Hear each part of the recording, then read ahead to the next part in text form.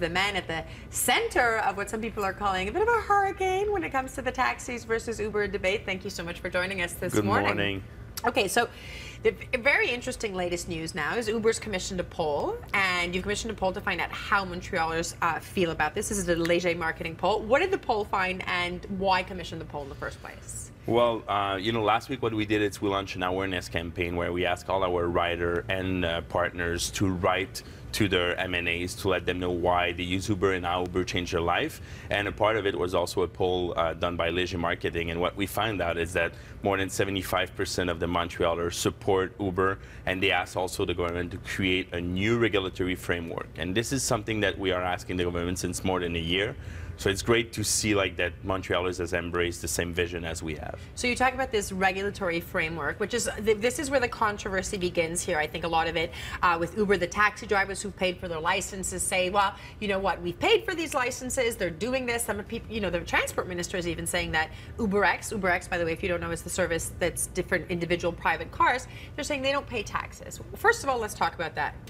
Do they pay taxes? Of course they pay taxes. All driver partner on the platform pay income taxes from the first dollar that they do on the platform. Is the transport minister lying? I don't understand. I think it's some misinformation or some stuff that we're not clear enough. Maybe we didn't message it enough, but the fact is every partner paid income taxes, and then as independent contractor, they also have an exemption for the first $30,000 in terms of HST and QST, but afterward they all pay taxes, obviously. Okay, because we just recently found out that Premier Couillard would be willing to back a regulatory system for UberX, because we were just discussing this. UberX internationally and even here in Montreal works even better than Uber. Take me through that process. Yeah, so UberX is definitely the most popular product across the world. It's now in more than 230 cities across the world. But moreover, in Montreal, it's really popular. Montrealers are asking for more service in the transport industry.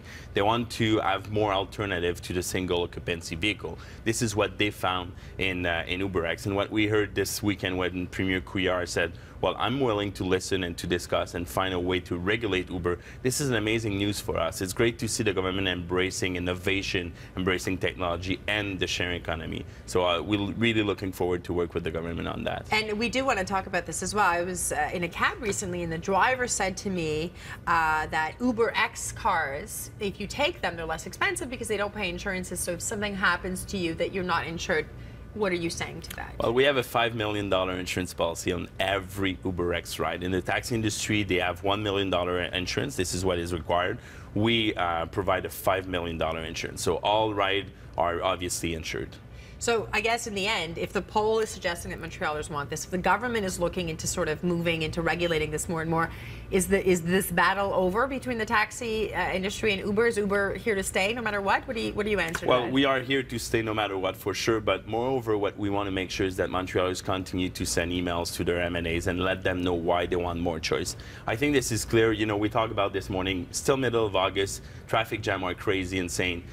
We need to find ways to change the habit of Montrealers that use their car every day by providing more service. And I think when we think about Big C, Car2Go, the traditional taxi, and Uber, I think it's a great way to change those habits. What do you say to the taxi drivers who paid the $200,000 or whatever the price is, a very high price for the license, and they say, well, we're going to lose our livelihood, we're losing our retirement? So, a report from the Transport Commission, the government one, came out 2 weeks ago and clearly stated that there were no decrease in the price of a license since we arrived in Montreal 2 years ago, which shows that we are increasing the pie. So we bring more people to use those kind of services, but we are not taking market share of the taxi industry. All right.